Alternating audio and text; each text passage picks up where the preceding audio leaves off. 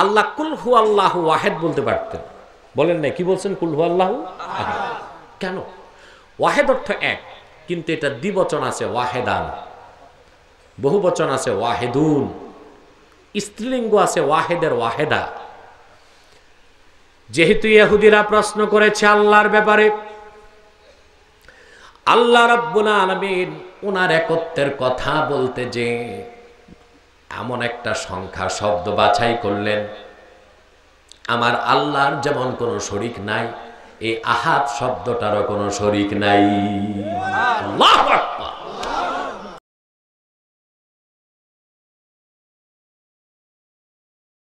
আউযু বিল্লাহি মিনাশ শাইতানির রাজীম। বিসমিল্লাহির রাহমানির রাহিম। কুল হুয়াল্লাহু আহাদ আল্লাহুস সামাদ লাম ইয়ালিদ ওয়া লাম ইউলাদ ওয়া লাম ইয়াকুন লাহু কুফুয়ান আহাদ। সাদাকাল্লাহুল আযীম ওয়া সাদাকা রাসূলুহুন নবিয়্যুল কারীম ওয়া নাহনু আলা যালিকা মিনাশ শাহিদিন ওয়াশ শাকিরিন ওয়াল হামদু লিল্লাহি রাব্বিল আলামিন। আমরা যে সূরাটি পড়লাম তার নাম সূরাতুল ইখলাস, ঠিক কিনা? এই সূরার আরেকটি নাম সূরাতুত তাওহীদ। সুবহানাল্লাহ। এটা তাওহীদের সূরা। আমরা প্রতিটি মুসলমানের দুটো সূরা মুখস্থ থাকে, ফাতিহা আর ইখলাস, ঠিক কিনা?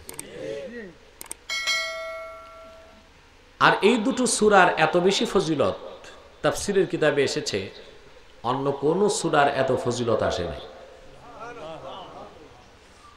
কোরআন কারীম ব্যাখ্যার কতগুলো মূল নীতি আছে।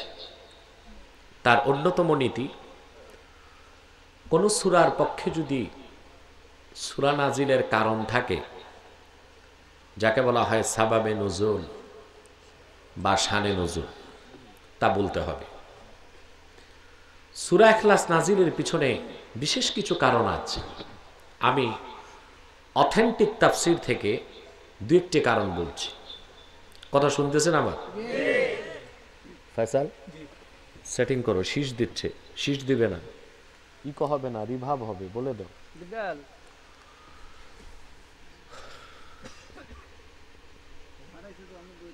নির্ভরযোগ্য তাফসীর,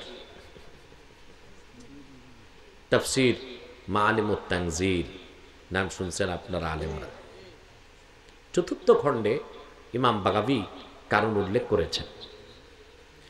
তিনি লিখেন, জাআ নাফারুন মিনাল ইয়াহুদ ইলা রাসূলিল্লাহি সাল্লাল্লাহু আলাইহি ওয়াসাল্লাম। মদিনাতুল মুনাওয়ারার ইহুদিদের একদল আলেম আল্লাহ রসুলের কাছে আসলো। এসে তারা একটি প্রশ্ন করল। কি করল? বলল, সিফলানা রাব্বাকা ইয়া মুহাম্মদ সাল্লাল্লাহু আলাইহি ওয়াসাল্লাম।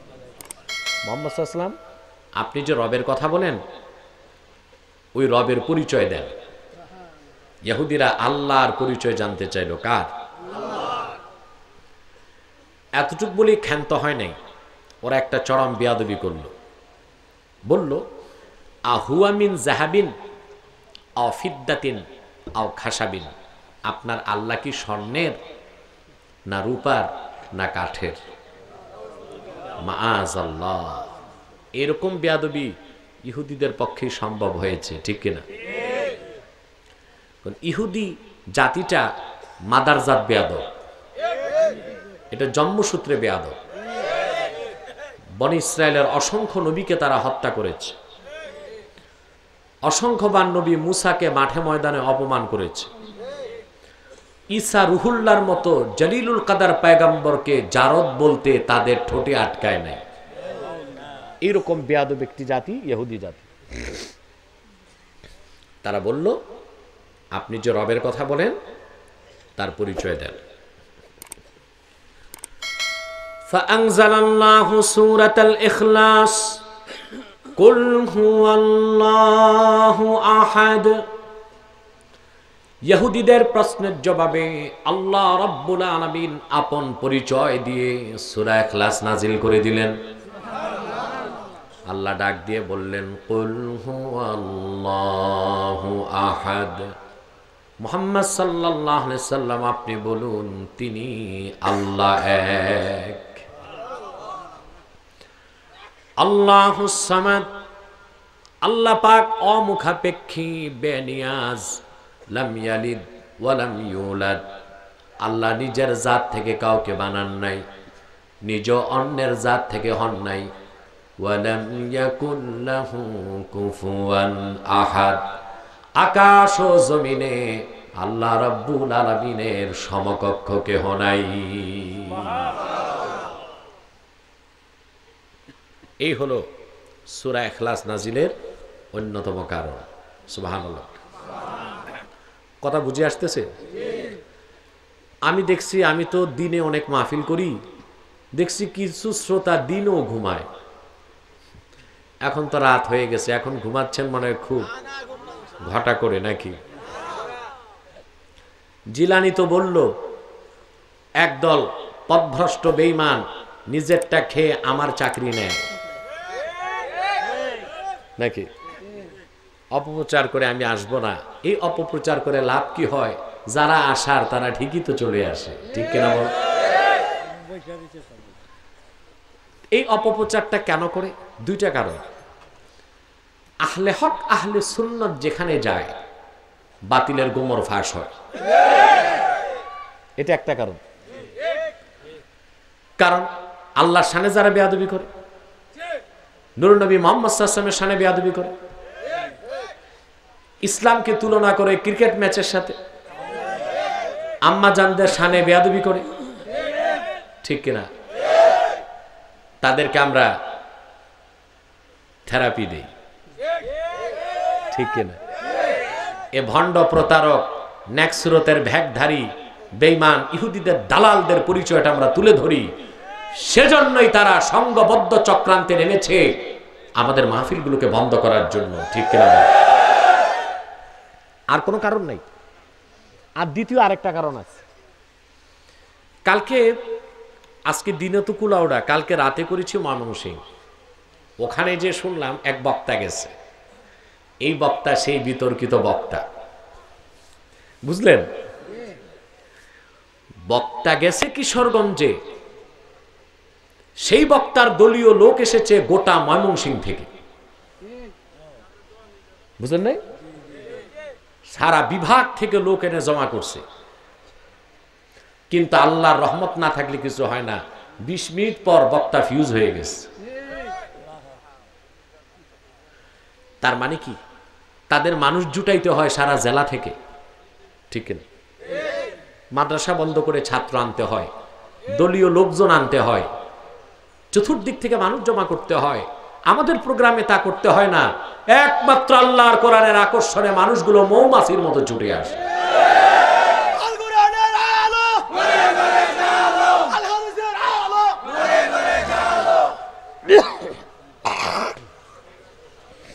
হাসলেন কেন? এটা কি হাসির বিষয় হলো? সম্মানিত সুধী, এ হলো দ্বিতীয় কারণ। এজন্য আহলে হক আহলে সুন্নাত রাসূলুল্লাহর আশিকদের মাহফিলগুলো বন্ধের চেষ্টা করে তারা।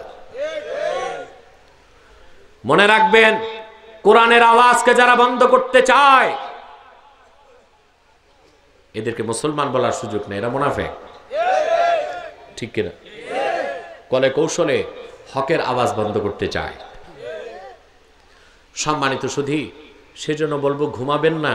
খুব সংক্ষেপে কিছু কথা বলে শেষ করে দিচ্ছি। কালকে তো সারা রাত আবার ওয়াজ শুনবেন, ঠিক কিনা?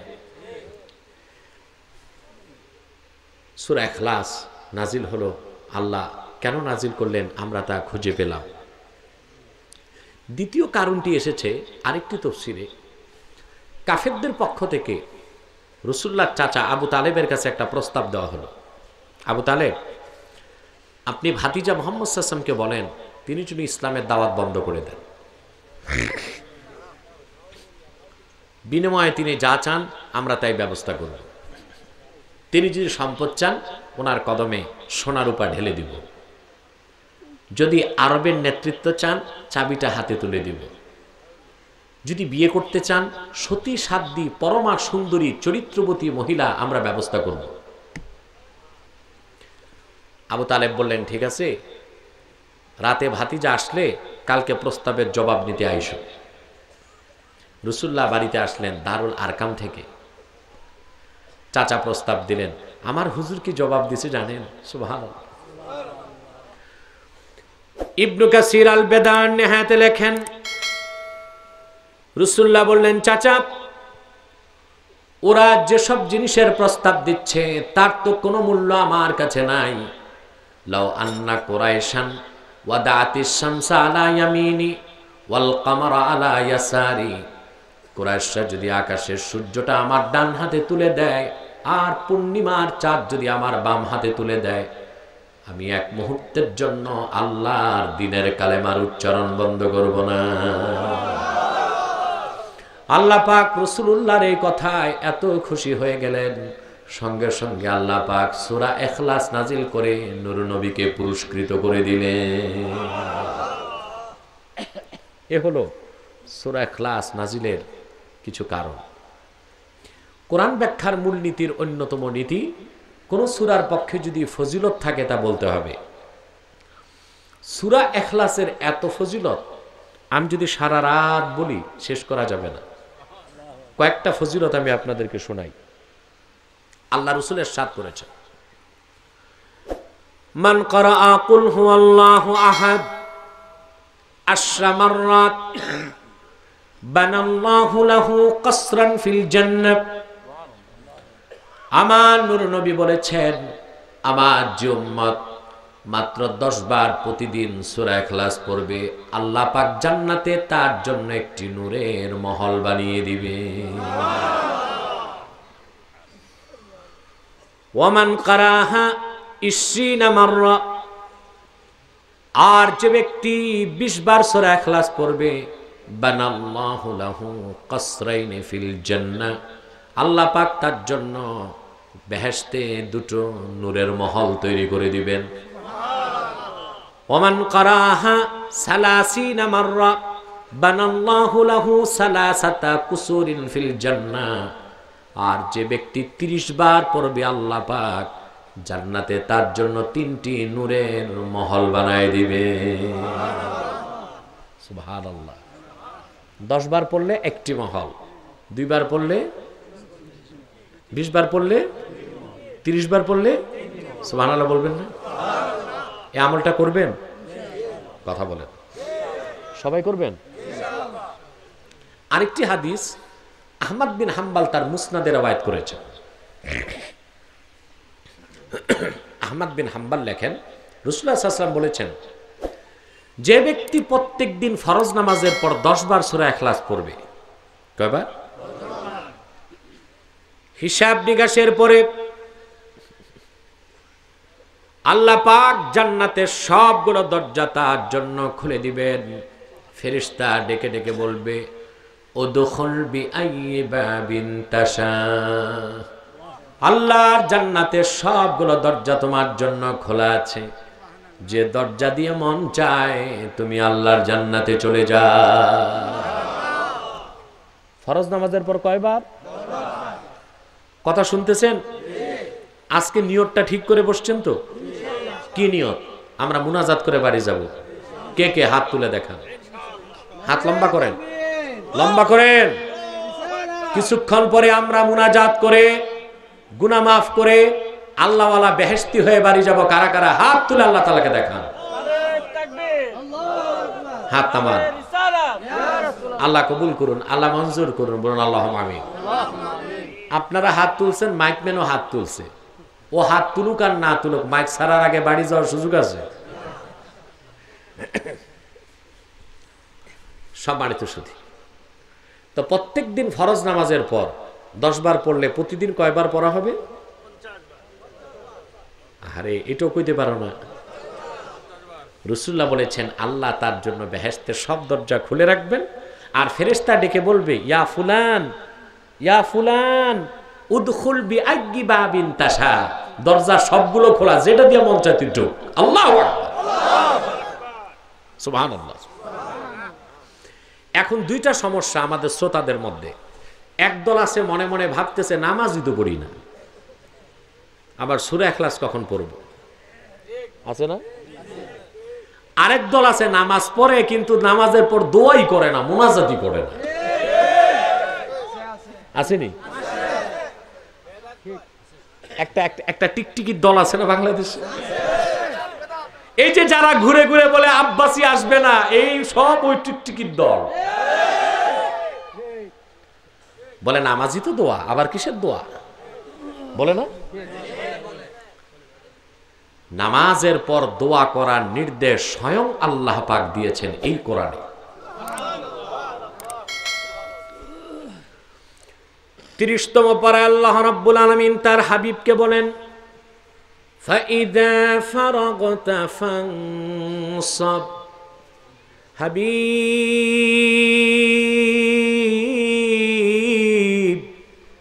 মুহাম্মদ সাল্লাল্লাহু আলাইহি ওয়াসাল্লাম, আপনি যখন ফরজ নামাজ শেষ করবেন আল্লাহর কাছে দোয়া করুন। আওয়াজটা ছোট হয়ে গেল। নির্দেশ কার? এই আয়াতের পক্ষে তাফসীর দেখেছি আমি 14 জনের। কয়জন? আমি যে বক্তব্য দিয়েছি এটার পক্ষে 14টি তাফসীর একমত। কেমন তাফসীর? কাদের মত? আব্দুল্লাহ বিন আব্বাস রাদিয়াল্লাহু তাআলা আনহু, হাসান আল বসরি, কাতাদা, সুদ্দি, মুজাহিদ, ইবনু জারীর আত-তাবারি, ইবনু আবি হাতেম, ফখরুদ্দিন রাজি, ইসমাইল হাক্কি, মাহমুদ আলুসি, জালালউদ্দিন সিউতি, ইবনু কাসির, জালালউদ্দিন মাহাল্লি, ইমামে খাজেম, আরো আছে। আমি 14টা তাখরিজ আছে আমার কাছে আলহামদুলিল্লাহ। এরকম 14 জন মুফা এবং ইমাম ফখরুদ্দিন রাজি, 15টা বললাম। এই সমস্ত মুফাসসির একমত। ইমাম রাজি তার তাফসীরে 11তম খণ্ডে আয়াতের তাফসীরে লিখেছেন এর অর্থ ফাইজা ফারাগতা ইয়া মুহাম্মদ সাল্লাল্লাহু আলাইহি সাল্লাম মিন সালাতিল মাকতুবা ফানসাব ইলা রাব্বিকা ফিদ দুআ। মুহাম্মদ সাল্লাল্লাহু আলাইহি সাল্লাম নামাজ যখন শেষ করবেন করেন, আপনি রব আল্লাহর কাছে দোয়া করুন। তাহলে মুসলমান, স্লোগানের টাইম আসবে আসবে আসবে আসবে, একটু একটু একটু একটু ধৈর্য ধরো। তাহলে ফরজ নামাজের পর দোয়া আছে না? না আছে। আর আমি তো ক্ষুদ্র মানুষ, আমার এই কোনো প্রশ্ন নাই, আজকে কোনো প্রশ্ন নাই। প্রশ্ন যা হতে পারে আমি উত্তর দিচ্ছি। আর আমি আমার ক্ষুদ্র জীবনে দেখেছি ফরজ নামাজের পর হাত তোলার পক্ষে আমি একাই পেয়েছি 70টির মতো হাদিস। আলহামদুলিল্লাহ। কতটি? সুবহানাল্লাহ। বুখারীতে এসেছে, মা আয়েশা বলেন প্রত্যেক ফরজ নামাজের পর দেখতাম রাসূলুল্লাহ পড়তেন আল্লাহুম্মা আনতাস সালাম। পড়েন সবাই, আল্লাহুম্মা আনতাস সালাম ওয়া মিনকাস সালাম তাবারাকতা রাব্বানা ওয়া তাআলাইতা ইয়া যাল জালালি ওয়াল ইকরাম। মা আয়েশা বলেন রাসূলুল্লাহ এত জোরে দোয়াটা পড়তেন, আমি আমার হুজরা থেকে নূর নবীর দোয়া শুনতে পেতাম। সহিহ মুসলিমে এসেছে রাসূলুল্লাহর খাদেম ছিলেন সাওবান, কি নাম? রাদিয়াল্লাহু তাআলা আনহু। তিনি বলেন প্রত্যেকদিন আসর নামাজের পর দেখতাম, এই আপনারা কানাফুসি করেন কেন, নিজেরা কথা বলেন কেন? সাওবান বলেন প্রত্যেক আসরের পর দেখতাম রাসূলুল্লাহ সাহাবীগণের দিকে ঘুরতেন, তারপর লম্বা দোয়া পড়তেন। পরে আমার সাথে লা ইলাহা ইল্লাল্লাহু ওয়াহদাহু লা শারীকা লাহু লাহুল মুলকু ওয়া লাহুল হামদ ইউহয়ী ওয়া ইউমীত ওয়া হুয়া আলা কুল্লি শাইইন কাদির। আল্লাহুম্মা লা মানিআ লিমা আ'তাইতা ওয়া লা মু'তিয়া লিমা মানা'তা ওয়া লা ইয়ানফা'ু যাল জাদ্দি মিনকাল জাদ। সুবহানাল্লাহ। প্রত্যেক আসর নামাজের পর রাসূলুল্লাহ এই লম্বা দোয়াটা পড়তেন। তাই নামাজ, ফরজ নামাজের পর দোয়া আছে না নাই? তো টিকটিকির দল কোত্থেকে বলে কয় নামাজি দোয়া, নামাজের পরে দোয়া নাই? কথা বলেন না? আসেন, সুনান তিরমিজিতে এসেছে, সাহাবায়ে কেরাম রাসূলুল্লাহকে প্রশ্ন করেছেন, আইয়ুদ দুআই আসমা, হুজুর কখন দোয়া করলে আল্লাহ সাথে সাথে কবুল করেন? সুবহানাল্লাহ, সুবহানাল্লাহ। আমার নূর নবী জবাব দিলেন, জাওফাল লাইলিল আখির ওয়া দুবুরাস সালাওয়াতিল মাকতুবাত, গভীর রাতের শেষে আর প্রত্যেক ফরজ নামাজের পরে বান্দা দোয়া করলে আল্লাহ রাব্বুল আলামিন তা কবুল করে নেন। নামাজের পর দোয়া আছে না নাই? এত দলিল দেওয়ার পর এই টিকটিকির দল কয় দোয়া মানলাম, তাই হাত তুলেন কেন? বলে না, মানে আরেক ফেরকা, এটা কি বলে দোয়া তো মানলাম, তা হাত উঠান কেন? আচ্ছা কোন তো ভাই সাহেব, দোয়ায় আমরা হাত কার কাছে পাতি? এটাও কি ফতুয়া লাগবে? এমপির কাছে যায় গম নিতে হাত পাতে, চেয়ারম্যানের কাছে ডিজিএফ কার্ড, রমজানে যাকাত সদকা চামড়া, মুদির দোকানে 10 টাকার লবণের পোটলা, সব জায়গায় হাত পাতলাম, সমস্যা হইল না। মালিকুল আমলাক রাজহাদিরাজ আল্লাহ রাব্বুল আলামিনের কাছে দোয়াতে হাত পাতবো কি পাতবো না, এই প্রশ্ন মুসলমান করতে পারে না, মুনাফিক করতে পারে। ঠিক ঠিক।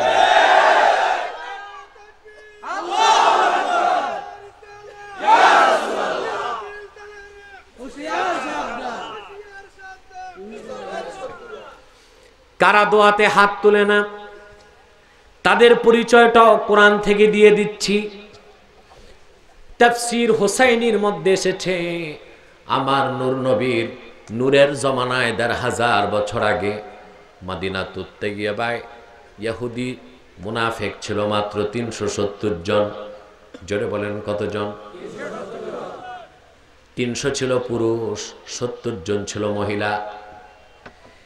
এই ৩০০ জনের কথা বলতে যে আল্লাহ পাক কোরআনে তাদের কথা বলতে যে বলেন ওয়ায়াকবিদুনা আইদিয়াহুম, মুনাফিকদের অন্যতম একটা চিহ্ন ছিল এটা। রাসূলুল্লাহ যখন দোয়াতে হাত তুলতেন, তারা দোয়াতে হাত তুলতো না। ওয়ায়াকবিদুনা আইদিয়াহুম তার মানে ওয়ালা ইয়ামুদ্দুনাহা ফিদ দুআ, দোয়াতে রাসূলুল্লাহ হাত তুলতেন, তারা দোয়াতে হাত তুলতো না।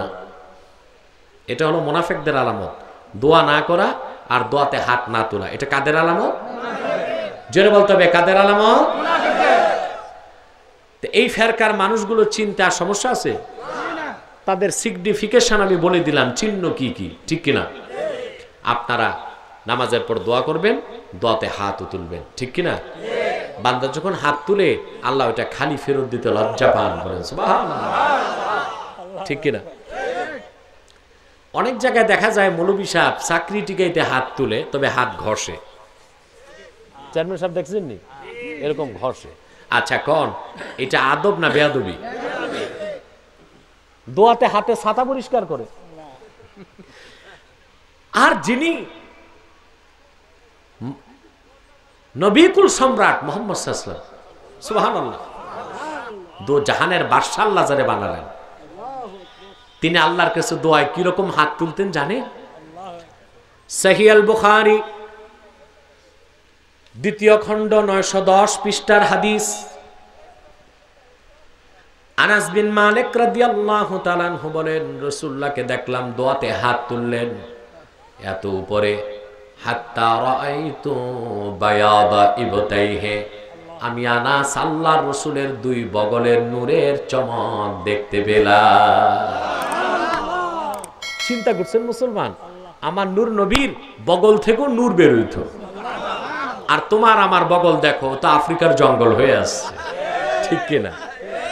হ্যাঁ, তে বেয়াদবগুলো কিভাবে বলে রাসূলুল্লাহ আমাদের মতোই সাধারণ মানুষ? মুহাম্মদ সাল্লাল্লাহু আলাইহি ওয়াসাল্লাম মানুষ, কিন্তু আমাদের মতো সাধারণ মানুষ বলা যাবে না। মুহাম্মদ সাল্লাল্লাহু আলাইহি ওয়াসাল্লামের মাথার তালু থেকে পায়ের তালু পর্যন্ত পুরাটাই নূর ছিল, ঠিক কিনা? এগুলো মাথায় ঢুকে আগে আকীদাটা ঠিক করো, আকীদাটা পরিষ্কার করো। আকীদার মধ্যে আচ্ছা বলেন, আপনি ঝুরি নিছেন, ঝুরি বাজার করবেন, বুঝলেন? ঝুরি বলেন না, কিন্তু তলা নাই ঝুরির। এটার মধ্যে মাছ নিলেন, মূলা নিলেন, সবজি নিলেন, আলু পটল যা নিলেন, বাড়িতে কয়টা আসবে? যার আকীদা খারাপ ওর তো পাত্র ছিদ্র, নামাজ রোজা হজ যাকাত জিকির ফিকির হাল ফাল কিচ্ছু থাকবে না, সব শেষ, ঠিক কিনা? আমি দেখছি যাদের আকীদা খারাপ ওরাই ভণ্ডামিগুলো বেশি করে। দেখেন না, জিকিরের চোটে উঠে হাল, তারপরে দেয় ফাল। আমার আইটি ডিপার্টমেন্ট আমাকে একটা ভিডিও দেখালো, আইটির লোকজন আমাকে, কোথাও জিকির হচ্ছে, এক পীর জিকির করাচ্ছে, মুরিদের উঠলো হাল, তারপরে দিল ফাল। মুরিদ স্টেজে উঠে বাম হাতে পীরের গর্দানা ধরে ডান হাতে কনি মারতেছে।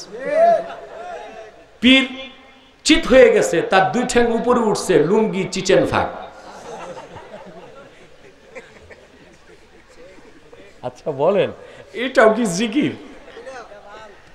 এগুলো দেখা, এগুলো ডেকোরেশন, এগুলো কি ডেকোরেশন? এগুলো ডেকোরেশন বিউটিফিকেশন দেখায় যে আমরা বড় বুজুর্গ, কিন্তু ভিতরে যদি দেখতেন দেখবেন আকীদা পয়চা ক্যান্সার হয়ে গেছে, ঠিক কিনা? সম্মানিত সুধী, বলছিলাম যে আল্লাহ রসুল নিজে দোয়া করতেন, দোয়াতে হাত তুলতেন, তাহলে আপনারা নামাজের পর দোয়া করবেন কিনা? আমি যে হাদিস থেকে আজকে এতগুলো দলিল দিলাম, আর দলিল লাগবে না? করবেন। আর যারা করবে না তাদেরকে মনে করতে হবে এরা মুনাফিক। এরা কি? আমার মুসলমান ভাইয়েরা, নামাজের পর, ফরজ নামাজের পর দোয়া করে মাত্র 10 বার সূরা ইখলাস পড়বেন, আল্লাহ পাক জীবনের সব গুনাহ মাফ করে দিবেন। কাল হাসর ময়দানে জান্নাতের সবগুলো দরজা আল্লাহ পাক খুলে দিবেন। ফেরেশতা ডেকে ডেকে বলবে, ইয়া ফুলান উদখুল বিআইয়ি বাবিন তাশা, ওরে আল্লাহর বান্দা, সবগুলো দরজা খোলা আছে, যে দরজা দিয়ে মন চায় তুমি আল্লাহর জান্নাতে চলে যাও। বুখারীতে আরেকটি হাদিস এসেছে, রাসূলুল্লাহর জামানায় এক সাহাবী মদিনা মুনাওয়ারার কোথাও নামাজ পড়াতেন, কিন্তু ওই সাহাবী প্রত্যেক নামাজে, প্রত্যেক রাকাতে, প্রত্যেক সূরার সাথে সূরা ইখলাস পড়তো। তো মুসল্লিরা বিরক্ত হয়ে গেছে, ভাই তুমি কি আর সূরা পারো না? এই নামাজে প্রত্যেক রাকাতে সূরা ইখলাস কেন পড়ো? তো সাহাবী বলছে, ভাই তোমরা আমারে চাকরিতে রাখো আর না রাখো, আমি সূরা ইখলাস ছাড়তে পারবো না, পড়বই। বিচার আসলো রাসূলুল্লাহর কাছে। আল্লাহ রাসূল সাল্লাল্লাহু আলাইহি ওয়াসাল্লাম সাহাবীকে ডাকলেন, ডেকে বললেন, কি ব্যাপার, তুমি এই সূরা ইখলাস সবসময় পড়ো, বাদ দাও না কেন? সাহাবী বললেন, আনা উহিব্বুহা ইয়া রাসূলুল্লাহ, হে প্রিয় রাসূল, এই সূরাটি আমি অনেক ভালোবাসি, সেই জন্য সূরাটি ছাড়তে পারি না। রাসূলুল্লাহ বললেন, হুব্বাকা ইয়াহা আদখালাকাল জান্নাহ, শুধুমাত্র সূরা ইখলাসের ভালোবাসাটাই তোমাকে আল্লাহ রাব্বুল আলামিনের জান্নাতে ঢুকায় দিবে। স্বেচ্ছাসেবক ওখানে যারা কথা বলছে বের করে দাও এদেরকে। আমি মেডিসিন দিছি, চুলকানি লাগতেই পারে একটু, বের করে দাও। এরকম 2-4টা বেয়াদব আমাদের মাহফিলে না থাকলে বেশি ভালো। মেডিসিন দিলেই লাগে, ঠিক কিনা? লাগবেই তো, লাগবে না কেন? যেখানে ক্ষত ওইখানে ওষুধ দিলে জ্বলে একটু। জ্বলাটা ভালো না খারাপ? ভালো, কিন্তু রুগী যদি না বুঝে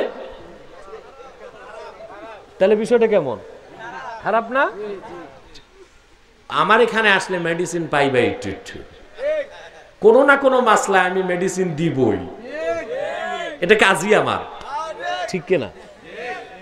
তোমাদের বক্তাগুলো এসে ঈমান চুরি করে নিয়ে যায়, আমরা কি করে চুপ থাকবো? ইমানে আঘাত দিচ্ছে, আমলে আঘাত দিচ্ছে, আকীদাতে আঘাত দিচ্ছে এবং মানুষের ইমান আমলকে নষ্ট করে দিচ্ছে তারা। আমরা চুপ থাকতে আর পারি না। বাধা যত আসুক, প্রতিবন্ধকতা যত বড় হোক, পায়ের সাথে তা মিশিয়ে আহলে সুন্নাত ওয়াল জামাতের ঝান্ডাকে আমরা সামনে নিয়ে যাব ইনশাআল্লাহ। কোন অপশক্তি আমাদেরকে থামাতে পারবে না ইনশাআল্লাহ। সম্মানিত সুধী, রাসূলুল্লাহ বললেন, সাহাবী, হুব্বুকা ইয়্যাহা আদখালাকাল জান্নাহ। শুধু সূরা ইখলাসের মহব্বতটা তোমার আল্লাহর জান্নাতে ঢুকায় দেবে। সুবহানাল্লাহ, সুবহানাল্লাহ। এবার আরেকটা ফজিলত বলে আমি ব্যাখ্যায় চলে যাব। আল্লাহর হাবিব ইরশাদ করলেন, ইন্না সূরাতাল ইখলাস তাদিলু সুলুসাল কোরআন। একমাত্র সূরা ইখলাস কোরআনের 3 ভাগের 1 ভাগের সমান। সুবহানাল্লাহ, 3 ভাগের 1 ভাগের সমান। এটার ব্যাখ্যাটা কি? এই কোরআন কারীমে আল্লাহ তার দ্বীনের ব্যাপারে যত কথা বলছেন, দ্বীন ইসলাম, এই যে দ্বীন শুনেন না, আমরা তো দ্বীন কায়েম করে ফেলতে চাচ্ছি, দ্বীনই তো চিনলাম না। মাহমুদ আলুসি রুহুল মাআনিতে লিখেছেন, ইন্নালিদ্দীনে সালাসাতা উসুল। দ্বীনের মূল ভিত্তি 3টা। কয়টা? তাওহীদ, প্রথম কি? তাওহীদ, ইবাদত, সালাত। সুবহানাল্লাহ, কয়টা? 3টা। রুহুল মাআনিতে ইমাম আলুসি লিখেছেন, ইন্নালিদ্দীনে সালাসাতা উসুল। দ্বীনের 3টা ভিত্তি, তার প্রথম হলো তাওহীদ, তারপর হলো ইবাদত, তারপর হলো সালাত। আল্লাহ রাব্বুল আলামিন সূরা ইখলাসে তার তাওহীদের আলোচনা করেছেন। যেহেতু দ্বীন ইসলামের অন্যতম ভিত্তি আল্লাহর দ্বীনের তাওহীদ, এই জন্য রাসূলুল্লাহ সূরা ইখলাসকে কোরআনের 3 ভাগের 1 ভাগ বলেছেন। শুধু তাই নয়, আরো হাদিসে এসেছে, যে ব্যক্তি ইমানের সঙ্গে ইখলাসের সঙ্গে সূরা ইখলাস 3 বার পড়বে, আল্লাহ পাক গোটা কোরআন তেলাওয়াতের সওয়াব তার আমলনামায় লিখে দিবে। আমলটা করবেন তো ইনশাআল্লাহ। আজকে বাড়ি যাব, যে আমলটা নিয়ে আমরা প্রতিদিন প্রত্যেক ফরজ নামাজের পর 10 বার করে সূরা ইখলাস পড়ব। পারবো তো ইনশাআল্লাহ। এখন আমরা না পড়ে যদি, না বুঝে যদি পড়ি এত সওয়াব, যদি বুঝে পড়ি তাহলে মর্যাদাটা কোথায় যাবে? সুবহানাল্লাহ বলবেন। তা আসুন এবার একটু বুঝার চেষ্টা করি। সবাই প্রস্তুত আছেন তো? আল্লাহ রাব্বুল আলামিন বলেন, কুল হুয়াল্লাহু আহাদ। মুহাম্মদ সাল্লাল্লাহু আলাইহি ওয়াসাল্লাম, আপনি বলুন তিনি আল্লাহ এক। সুবহানাল্লাহ। এই আয়াতে 2টো ব্যাখ্যা। প্রথম ব্যাখ্যা, আল্লাহ তো নিজেই বলতে পারতেন হু আল্লাহু আহাদ, তিনি আল্লাহ এক, তা বললেন না, বরং আপন রাসূলকে বললেন, মুহাম্মদ সাল্লাল্লাহু আলাইহি ওয়াসাল্লাম আপনি বলে দেন তিনি আল্লাহ এক। তার মানে আল্লাহ তার তাওহীদের ক্ষেত্রে আপন রাসূলকে সাক্ষী বানালেন। বলেন সুবহানাল্লাহ। কেমন সাক্ষী? মুসলমান আদম থেকে ঈসা পর্যন্ত লক্ষাধিক নবী রাসূল এই কথার প্রচার করলেন আল্লাহ এক। প্রত্যেকেই আল্লাহর কথা কানে শুনলেন, চোখে কেউ দেখেন নাই। কিন্তু আখিরি নবী মুহাম্মদ সাল্লাল্লাহু আলাইহি সাল্লাম ১৫০০ বছর আগের দিনের মানুষকে বললেন আল্লাহ এক। তিনি আল্লাহর কথা কানেও শুনেছেন, আমার আল্লাহ রাব্বুল আলামিনকে চোখেও দেখেছেন। আপনারা জানেন, দেখে সাক্ষী আর না দেখে সাক্ষী কোনোদিন সমান হতে পারে না। পারে? দেখে সাক্ষী আর না দেখে সাক্ষী কোনোদিনও এক সমান হতে পারে না। দেখেন না, মনে করুন এখানে একটা লোক মার্ডার হয়ে গেছে, মরে গেছে, বুঝলেন? আদালতে মামলা উঠেছে। এখন আপনি সাক্ষী হিসেবে দাঁড়ালেন। জজ আপনাকে প্রশ্ন করলো, আপনি বললেন স্যার আমার সামনে বল্টু সল্টুরে জবাই করছে, বুঝলেন? বিবাদী উকিল বলল স্যার জিজ্ঞেস করেন তো সময় কত ছিল। জজ জিজ্ঞেস করলো সময় কত ছিল। সাক্ষী বলল, স্যার আমি তো 2 চোখে অন্ধ, সময় তো দেখি নাই। এই সাক্ষীটা গ্র্যান্টেড না ডিসকোয়ালিফাইড? এই সাক্ষী গ্রহণ হবে? হবে। লাখের উপর নবী বললেন আল্লাহ এক। সবাই কানে শুনছেন, চোখে দেখেন নাই। মুহাম্মদ সাল্লাল্লাহু আলাইহি ওয়াসাল্লাম কানেও শুনেছেন, আল্লাহকে চোখেও দেখেছেন। সেজন্য লক্ষাধিক নবীর সাক্ষী আল্লাহর কাছে একদিক, আর আখিরি নবী মুহাম্মদ সাল্লাল্লাহু আলাইহি ওয়াসাল্লামের সাক্ষী আর একদিক। কোনটার ওজন বেশি? রাসূলুল্লাহর সাক্ষীর ওজন বেশি। রাসূলুল্লাহ যে আল্লাহকে চোখে দেখছেন, এতে সন্দেহ আছে আমাদের? কথা বলেন। কিন্তু একদল অস্বীকার করে।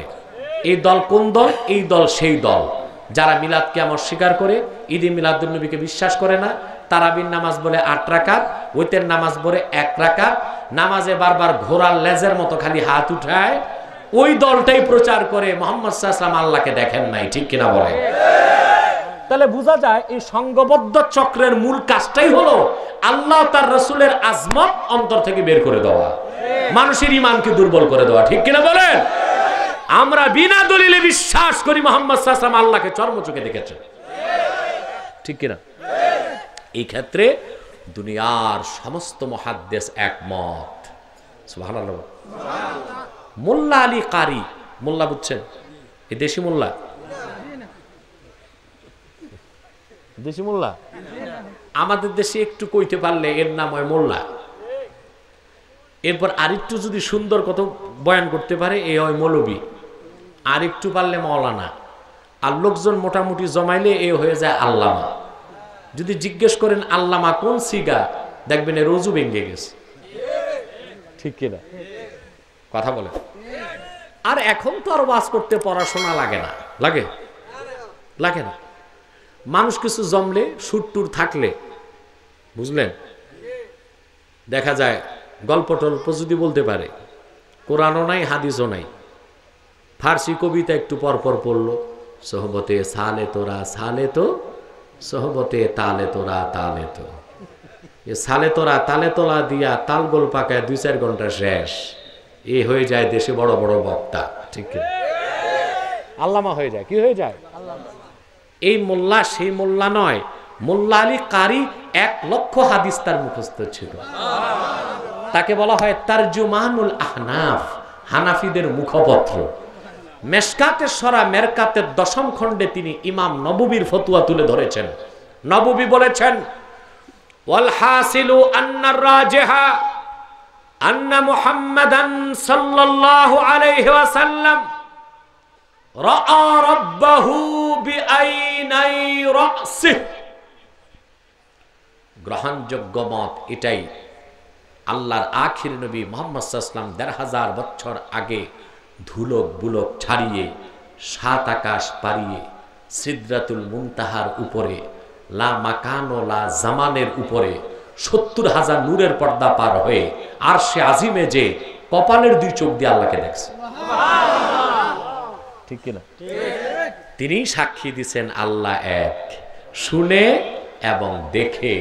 সেজন্য আল্লাহ বলেছেন, হাবিব আপনি বলুন তিনি আল্লাহ এক। কুল হুয়াল্লাহু আহাদ। এখানে দ্বিতীয় ব্যাখ্যা, আহাদ অর্থ এক, আবার আরবিতে ওয়াহেদ অর্থ এক। তো পার্থক্য কি?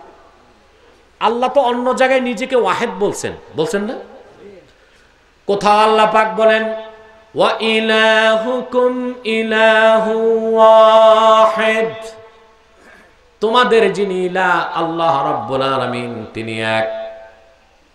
অন্য জায়গায় বলেন লিমানিল মুলকুল ইয়াউম লিল্লাহিল ওয়াহিদিল কাহ্হার। সব জায়গায় বলছেন ওয়াহেদ, সূরা ইখলাসে বলছেন আহাদ। এখানে কোনো রহস্য থাকতে পারে? হ্যাঁ, আমি 10 তারিখ না 11 তারিখ জানুয়ারিতে আসবো কবরস্থানের মাহফিলে, তাই আজকে একটু কবরস্থান বানাই দিছো তোমরা। ইকবাল, ওটা কবে? কবরস্থানের পাশে না? কথা বল। কবরস্থানের পাশে। এখন কি ওটা সোহবতে তোমরা কি মুর্দা হয়ে গেল নাকি? ঘুমাও। কে কে হাত তুলে দেখান, কে কে ঘুমান? বাহ,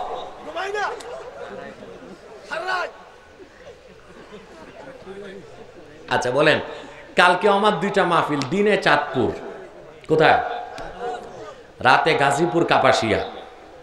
তো এখানেই যদি রাত পার করি তুই দুই মাহফিলের কি অবস্থা হবে?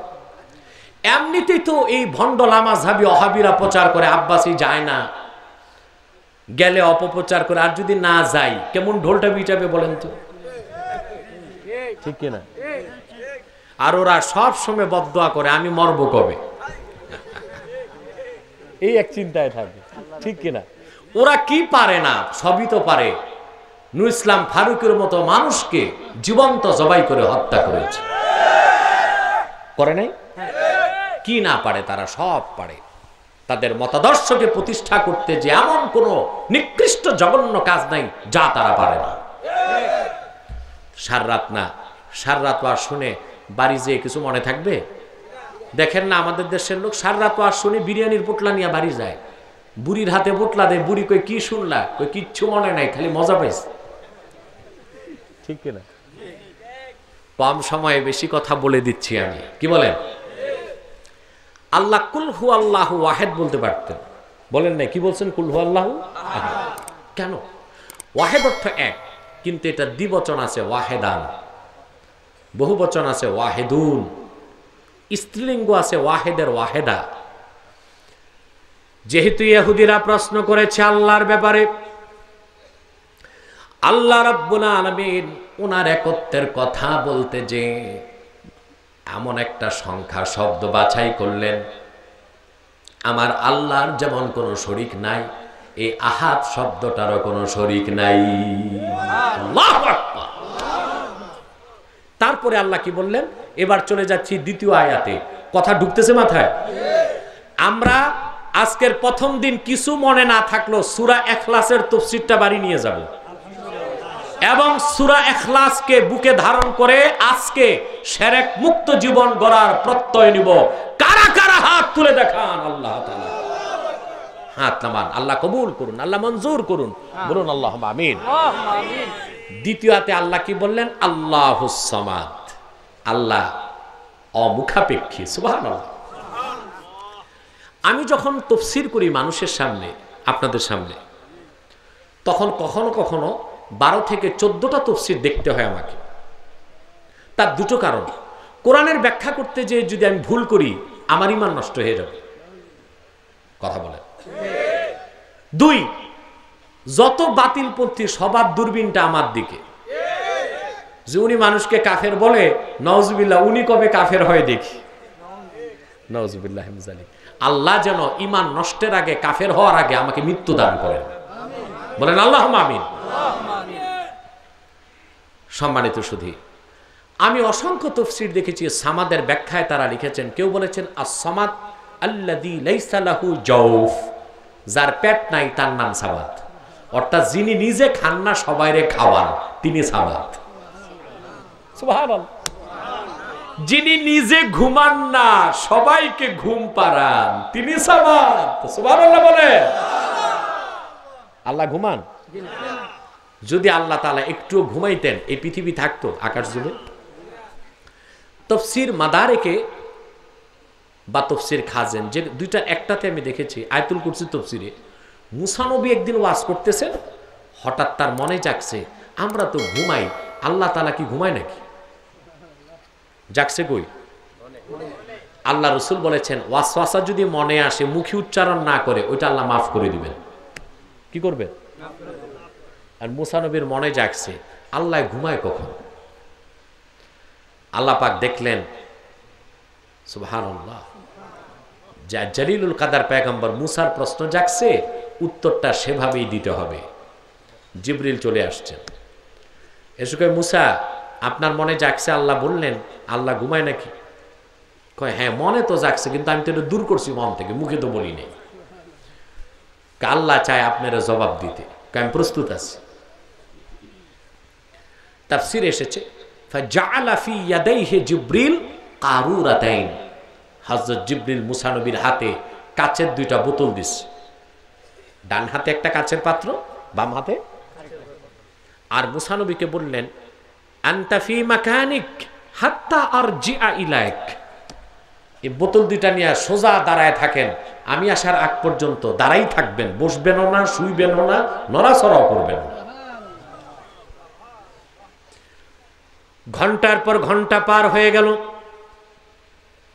মুসা নবী দেখলেন এমন এক ডিউটি পাইলাম, বসাও যায় না, শোয়াও যায় না, হাঁটাও যায় না। কেন যে প্রশ্ন মনে আসলো তাই তো বুঝি না। দীর্ঘক্ষণ দাঁড়িয়ে থাকলেন। হঠাৎ করে তার চোখে তন্দ্রা আসলো, ঘুম নয় তন্দ্রা আসলো। দুই হাতের বোতল সংঘর্ষ হয়ে টুকরা টুকরা হয়ে গেল। জিব্রিল চলে আসলেন, ডেকে বললেন, কি হে মুসা, সামান্য তন্দ্রা আসার কারণে হাতের বোতল দুইটি ভেঙ্গে চুরমার হয়ে গেল। আল্লাহ পাক যিনি 7 আকাশ ও 7 জমিনকে ধারণ করে আছেন, তিনি যদি এক মুহূর্তের জন্য নিদ্রায় যান, আকাশ ও জমিন ওই আপনার কাচের বোতলের মতো ভেঙ্গে টুকরা টুকরা হয়ে যাবে। যিনি নিজে ঘুমান না সবাইকে ঘুম পাড়ান, নিজে খান না সবাইরে খাওয়ান, তাকে কি বলা হয়?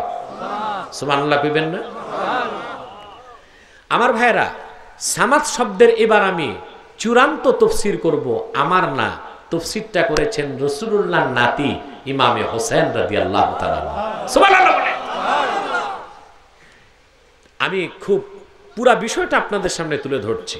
তাফসিরের কিতাবে এসেছে, ইন্না আহলাল বাসরা কাতাবু ইলা হুসাইন ইবনে আলী ইবনে আবি তালিব রাদিয়াল্লাহু তাআলা আনহু ইয়াসআলুনাহু আনিস সামাদ। সুবহানাল্লাহ বলেন। কিসে কথা বলবেন নাকি? বসরার বড় বড় আলেমরা, আচ্ছা বলেন তো বসরাটা কোথায়? ইরাকে। বলেন তো বসরার ভাষা কি? আরবি। শুধু আরবি না, পিওর আরবি। আপনারা বড় বড় আলেমরা দেখছেন, নাহর কিতাবে মত আছে, বসরিদের মত, কুফিদের মত, ঠিক কি না?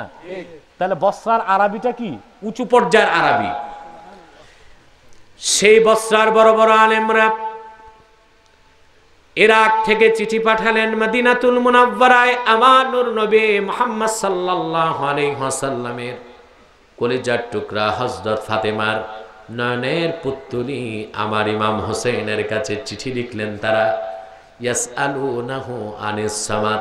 চিঠিতে কিছুই লিখলেন না, শুধু লিখলেন, মহান ইমাম আপনি সামাদ শব্দের তাফসীর আমাদেরকে লিখে দিবেন। সুবহানাল্লাহ বলবেন না? সামাদ শব্দের তাফসীর। যাদের ভাষা আরবি, আলেমও এ কালের না সে কালের, তারা কি জানতেন না সামাদ অর্থ অমুখাপেক্ষী? কথা বলেন। কিন্তু তাফসীর জানতে চিঠি লিখছেন কার কাছে? ইমাম হোসেনের কাছে। তাহলে বোঝা যায় কোরআনের ভাষা আরবি জানার পরেও নিজ থেকে তাফসীর করা যাবে না। আর আমাদের বক্তাগুলো তো এখন আরবি জানে না, কোরআনও নাই, হাদিসও নাই, ইংলিশে পটর পটর করে। আচ্ছা বলেন, ইংলিশে পটর পটর করলে বড় আলেম হওয়া যায়? ইউরোপ আমেরিকায় যারা ম্যাথর, ডোম, তারপরে মুসি, এরাও তো ইংলিশে কথা কয়। ইংলিশে কথা বললে কি বড় আলেম? বরং আমার দৃষ্টিতে ওয়াজের ফাঁকে ফাঁকে 2-4টা ইংলিশ বলা বিটলামি ছাড়া আর কিছু না। বড় আলেম সেই যে কোরআন বক্তব্য রাখবে কোরআন থেকে, কোরআনের আয়াত পড়বে, হাদিস পড়বে, নির্ভরযোগ্য তাফসীর থেকে রেফারেন্স দিবে, সে যোগ্য আলেম, ঠিক কিনা বলেন? ও 2-4টা পটর পটর ইংলিশ বলা, ওরকম ইংলিশ তো ইউরোপ আমেরিকায় সবাই জানে, এটা বড় আলেমের কাজ না, এটা বিটলামি টাইপের কাজ, ঠিক কিনা বলেন? আমার বন্ধুরা, যুবকদেরকে বলবো, এই ভোং ভাং দেখে বিভ্রান্ত হইও না। চানাচুর খাইতে মজা, কিন্তু দাঁতও নষ্ট করে, পেটও নষ্ট করে, ঠিক কিনা? খাইতে কি দাঁতও নষ্ট করে, পেটও নষ্ট করে। বুট খাইতে মজা, দাঁতও নষ্ট করে, পেটও নষ্ট করে। কথা বলেন না? তো ওই যে বক্তাদের কথা তোমাদের চানাচুর ভাজার মতো সাময়িক মজা লাগবে, কিন্তু ঈমান আকীদা সব নষ্ট করে দিবে। সাবধান হও, কোথায় কোরআন হাদিস আছে সেই দিকে তাকাও। বসরার বড় বড় আলেমরা চিঠি লিখলেন ইমাম হোসেনের কাছে, হুজুর আপনি সামাদ শব্দের ব্যাখ্যা আমাদেরকে করে দেন। এবার ইমাম হোসেন জবাব লিখছেন, সুবহানাল্লাহ। বিসমিল্লাহির রহমানির রহিম, আম্মা বাদ ইয়া আহলাল বসরা লা তাখুদু ফিল কুরআন ওয়ালা তুজাদিলু ফীহি ওয়ালা তুকাল্লিমু ফীহি বিগাইরি ইলমিন লিআন্নী সামি'তু জাদ্দি রাসূলুল্লাহ সাল্লাল্লাহু আলাইহি ওয়াসাল্লাম ইয়াকুল মান তাকাল্লামা ফিল কুরআনি বিগাইরি ইলমিন ফালইয়াতাবাওয়া মাকআদাহু মিনান নার। তিনি বললেন, বসরাবাসীরা, তোমরা আল্লাহর কোরআনকে নিয়ে ঝগড়া করো না, বিতর্ক করো না, এলেম ছাড়া কোরআনের তাফসীর করো না। আমি আল্লাহ রসুল আমার নানা মুহাম্মদ সাল্লাল্লাহু আলাইহি ওয়াসাল্লামের নূরের জবান থেকে শুনেছি, তিনি বলেন, যে ব্যক্তি এলেম ছাড়া কোরআন থেকে কথা বলল, সে যেন তার জায়গা জাহান্নামে নির্ধারণ করে নেয়। কোথায় করে? তো যারা কোরআনের ভুল তাফসীর করে আর মানুষের ঈমান নষ্ট করে, তাদেরকে আমি বলি জাহান্নামের তক্তা। এটা কি আমার কথা না হাদিস থেকে বলছি? কথা বলেন, এটা কি আমার কথা না হাদিস থেকে? তবে শুনতে কটু লাগলেও কথা চরম সত্য। তারপর ইমাম হোসেন বাকি তাফসীর লিখলেন যে সামাদ শব্দের ব্যাখ্যা আমার করার দরকার নাই, আল্লাহ নিজেই সামাদ শব্দের তাফসীর করছেন, লাম ইয়ালিদ ওয়া লাম ইউলাদ। তিনি নিজ থেকে কাউকে জন্ম দেন নাই, নিজেও কারো থেকে জন্ম নেন নাই। বলেন সুবহানাল্লাহ, ঠিক কি না? তিনি সামাদ। এজন্য আমি বলবো, যারা আল্লাহ রাসূলের নূরকে জাতি নূর বলে, তারা শিরক করতেছে। কারণ আল্লাহ স্পষ্ট বলেছেন, লাম ইয়ালিদ ওয়া লাম ইউলাদ। আল্লাহ কোন জাত থেকে কাউকে সৃষ্টি করেন নাই, নিজ অন্যের জাত থেকে সৃষ্টি হন নাই। আমাদের আহলে হক আহলে সুন্নতের বিশ্বাস, মুহাম্মদ সাল্লাল্লাহু আলাইহি ওয়াসাল্লামের নূর খালকি নূর, খালেক কে? আল্লাহ। শেষ আয়াতে আল্লাহ বলেন, ওয়ালাম ইয়াকুল্লাহু কুফুয়ান আহাদ। আকাশ ও জমিনে আল্লাহর সমকক্ষ কেহ নাই। শেষ। সাদাকাল্লাহুল আযীম ওয়া সাদাকা রাসূলুহুন নবিয়ুল কারীম ওয়া নাহনু আলা যালিকা মিনাশ শাহিদিন ওয়াশ শাকিরিন। আলহামদুলিল্লাহি রাব্বিল আলামিন। আমি পীর সাহেবের জন্য দোয়া চাই। বসেন, দোয়া হবে এখন। পীর সাহেবের জন্য দোয়া চাই। তার কলিজার টুকরা সন্তান গোলাম জিলানী, আমি তাকে একটা বড় দায়িত্ব দিয়েছি।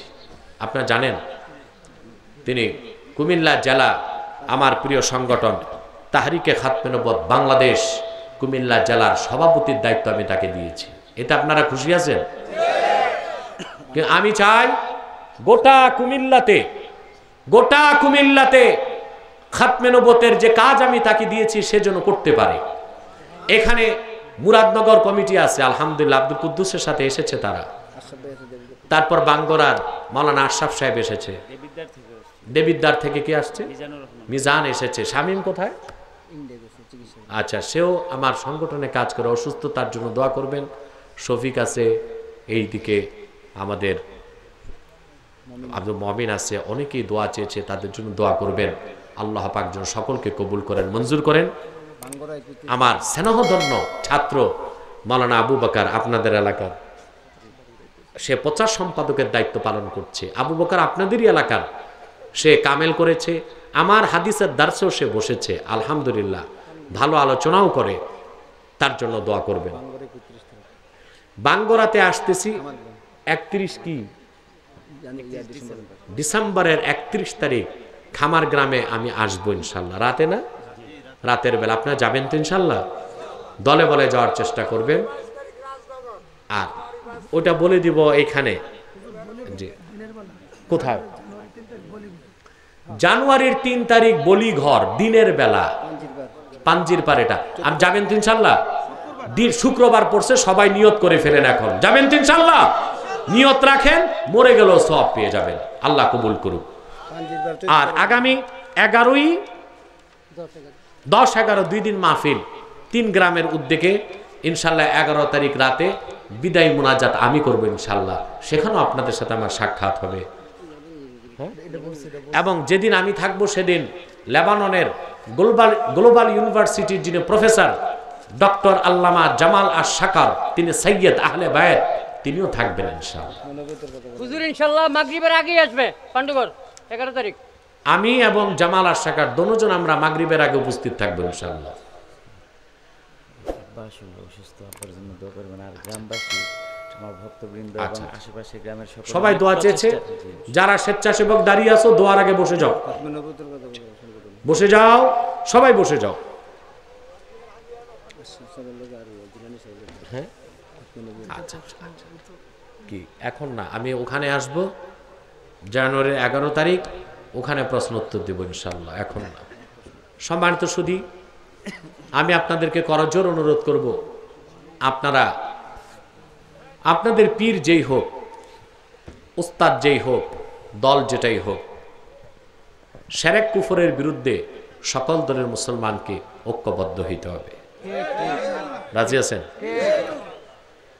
আল্লাহর আখির নবী মুহাম্মদ সাল্লাল্লাহু আলাইহি ওয়াসাল্লামকে আল্লাহ তাআলা প্রেরণ করে ১৫০০ বছর আগে নবুয়ত ও রিসালাতের দরজা চিরতরে বন্ধ করে দিয়েছেন।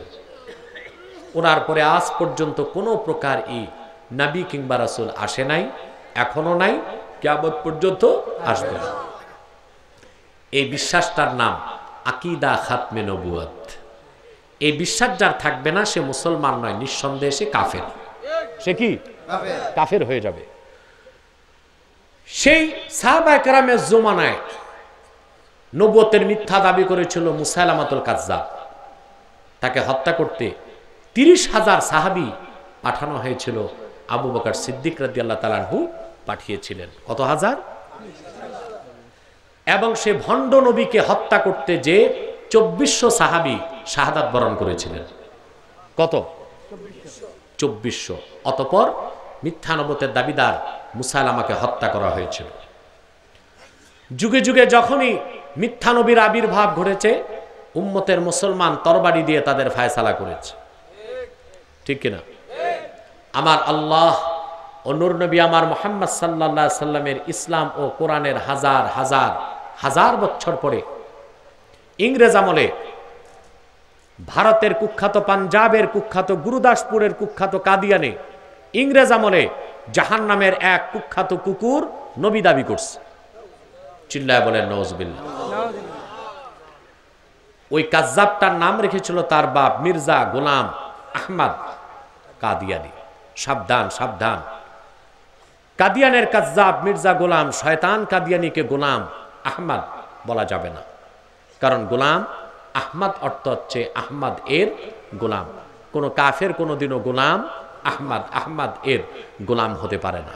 আর কাদিয়ানের কাজ্জাব মিথ্যা নবুয়তের দাবিদার মির্জা গোলাম শয়তান কাদিয়ানি, সে ছিল শেষ দরজার কুখ্যাত কাফের। সে গোলাম আহমদ এর গোলাম ছিল না, সে ছিল কুখ্যাত শয়তানের কুখ্যাত গোলাম।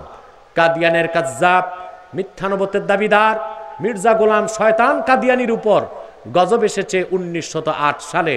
যখন গজব এসেছে, কাদিয়ানের কাজ্জাব মিথ্যা নবুয়তের দাবিদার মির্জা গোলাম শয়তান কাদিয়ানি ১৯০৮ সালে ধ্বংস হয়ে কুখ্যাত জাহান্নামের কুখ্যাত কুকুরে পরিণত হয়েছে। তার অনুসারীরাও ধ্বংস হয়েছে।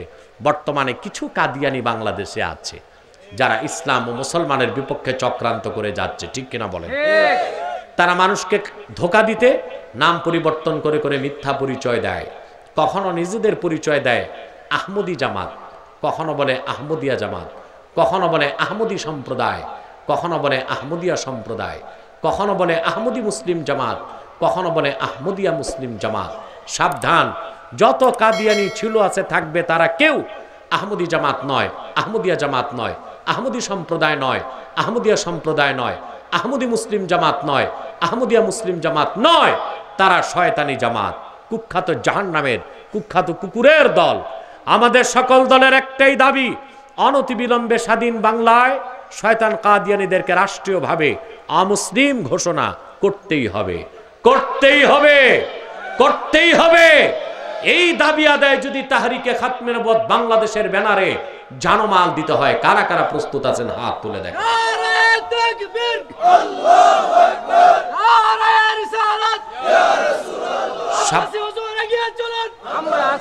সাবধান মুসলমান, তাদেরকে অর্থনৈতিক কোনো সহযোগিতাও করবেন না। করবেন? করেন? করেন তো। প্রাণ, সিজান, আরএফএল এগুলো তাদের, প্রথম আলো, ডেইলি স্টার, কালের কণ্ঠ এগুলো তাদের। এগুলো ধরবেন না, কিনবেন না, বেচবেন না, মনে থাকবে। আর এই কুফরের ধারক বাহক যারা এই অমুসলিম সম্প্রদায়কে রাষ্ট্রীয়ভাবে অমুসলিম ঘোষণার দাবিতে এবং শিরক কুফর মুক্ত একটি বাংলাদেশ গড়তে সাংগঠনিক কাজ করতেই তাহরিকে খাতমে নবুয়ত কাজ করে যাচ্ছে আলহামদুলিল্লাহ। আপনাদের কুমিল্লাতে প্রতিটি থানায় আমার কমিটি কাজ করতেছে। বাঙ্গরা থানা আছে, মুরাদনগর থানা আছে। আপনার পীর যেই থাক, আপনি যেই দলেরই কর্মী হন, আর যেই ওস্তাদকেই ওস্তাদ মানেন, আমাদের সংগঠনে কাজ করতে কোনো বাধা নাই। আপনি অরাজনৈতিকভাবে আমাদের সংগঠনে কাজ করে যেতে পারেন। কারণ মনে রাখবেন, খাতমে নবুয়তের আন্দোলন সবচেয়ে বড় আন্দোলন, খাতমে নবুয়তের জিহাদ সবচেয়ে বড় জিহাদ। ঠিক কিনা বলেন? কাজ করে যাবেন তো ইনশাল্লাহ। আল্লাহ পাক যেন আপনাদেরকে তৌফিক দান করেন, বলেন আল্লাহুম্মা আমিন। আল্লাহ পাক যেন কবুল করেন আপনাদেরকে, বলেন আল্লাহুম্মা আমিন। 11 বার ইস্তেগফার পড়েন, সূরা ফাতিহা পড়েন, সূরা ইখলাস পড়েন।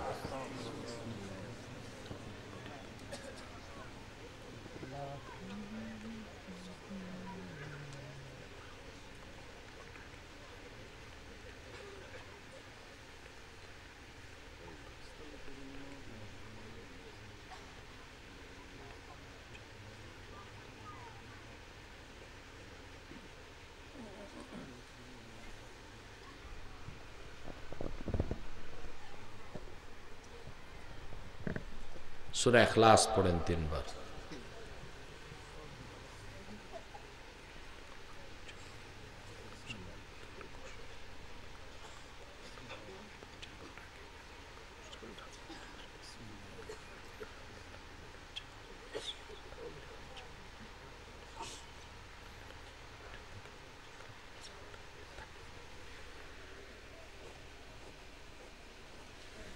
আমি আরো দোয়া চাই আপনাদের মাননীয় এমপি আলহাজ ইউসুফ আব্দুল্লাহ হারুন সাহেবের জন্য।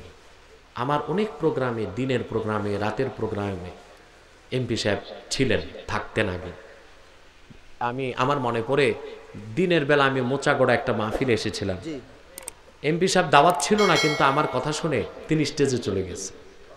এতটা ভালোবাসেন আমাকে, আর আমিও তার জন্য দোয়া করি, কারণ তিনি একজন সুশিক্ষিত সংসদ সদস্য, ভদ্রভাষী, ভদ্র মানুষ। এই জন্য আমি তাকে একটু পছন্দ করি এবং দোয়াও করি। আজকে তিনি আসেন নাই, হয়তো বা অসুস্থ, বা বাইরে, দেশের বাইরে 11 তারিখ থাকবে ইনশাল্লাহ। আমরা তার জন্য সবচেয়ে বেশি দোয়া করব, কারণ মাহফিলটি অনিশ্চিত ছিল, মাহফিলটি নিশ্চিত হয়েছে আল্লাহর রহমতে। তবে নৈতিকভাবে এমপি সাহেবের চেষ্টা অনেক বেশি ছিল। তারপরে অনেক খেটেছে আমাদের চেয়ারম্যান সাহেব, আকবপুর ইউনিয়নের চেয়ারম্যান সাহেব। হ্যাঁ, আমরা দোয়া করব খাসভাবে আল্লাহ যেন তাদের সকলের নেক মাকসাদকে কবুল করেন। আলহামদুলিল্লাহি রাব্বিল আলামিন ওয়াল আকিবাতু লিল মুত্তাকিন ওয়াস সালাতু ওয়াস সালামু আলা মুহাম্মাদিন রাসূলি রাব্বিল আলামিন। আল্লাহ তাআলা গভীর রাতে প্রচণ্ড শীত আর শৈত্য প্রবাহের মধ্যে তোমার এতগুলো নেককার বান্দা আরামের ঘুমকে হারাম করে নরম বিছানা লাথি মেরে শক্ত মাটির আসন গ্রহণ করে বসে আছে। আল্লাহ পাক, আমরা যারা হাত তুলেছি আমাদের জীবনের সব গুনাহ খাতা তুমি মাফ করে দাও। আল্লাহ তাআলা, হৃদয়ের গভীর থেকে দোয়া করি, আল্লাহ তোমার আখিরি নবী, নূর নবী আমার মুহাম্মদ সাল্লাল্লাহু আলাইহি ওয়াসাল্লাম আজ থেকে ১৫০০ বছর আগে দুনিয়ার থেকে বিদায় নিয়েছেন। হায়াতুন নবী হিসেবে জান্নাতুল ফেরদাউস রওজা মুবারকে বিশ্রাম নিয়েছেন। আল্লাহ, জীবনে একবার তোমার আখিরি নবী নূর নবী মুহাম্মদ সাল্লাল্লাহু আলাইহি ওয়াসাল্লামের জান্নাতুল ফেরদাউস রওজা মুবারকে উপস্থিত হয়ে গো আল্লাহ, তোমার হাবিবের নূরের কদমে দরুদ ও সালামের হাদিয়া দেবার আগে আল্লাহ তুমি ডাক দিও না।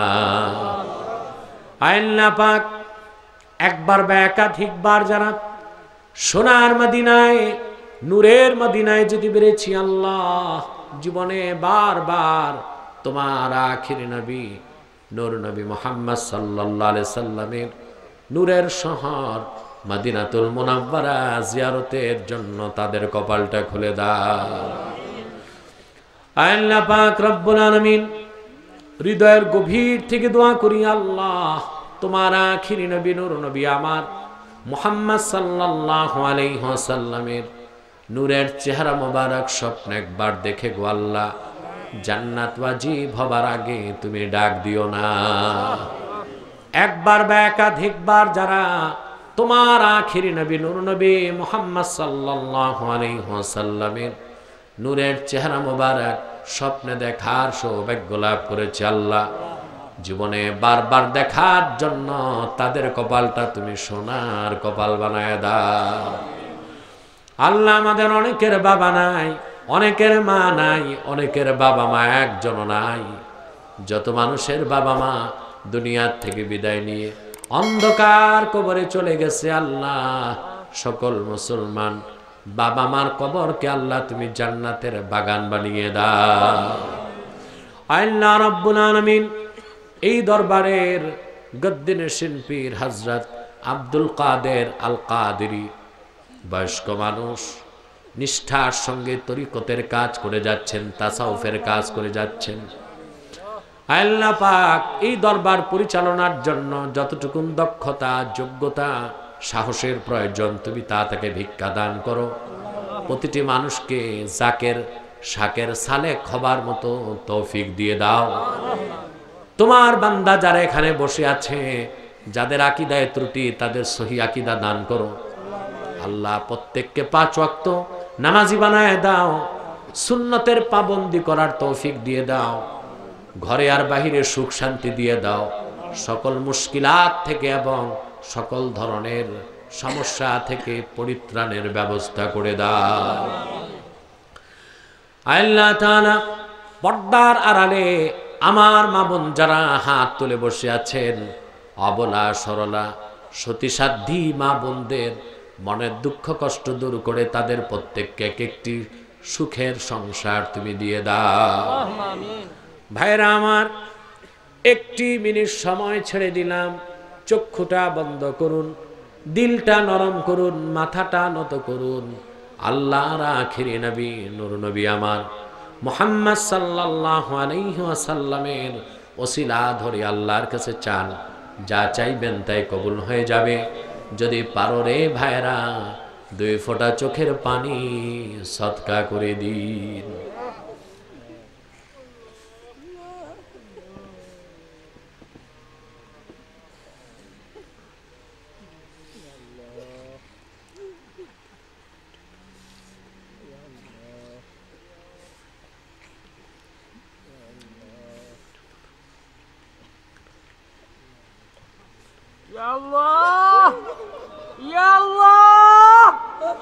আজকের মাহফিল কবুল করে নাও, আব্বাসী হুজুরের হায়াত বাড়ায়া দাও আল্লাহ, কবরস্থানের মাহফিলের জিম্মাদার হইয়া যাও, আমাদের মনের আশা পূরণ করে দাও।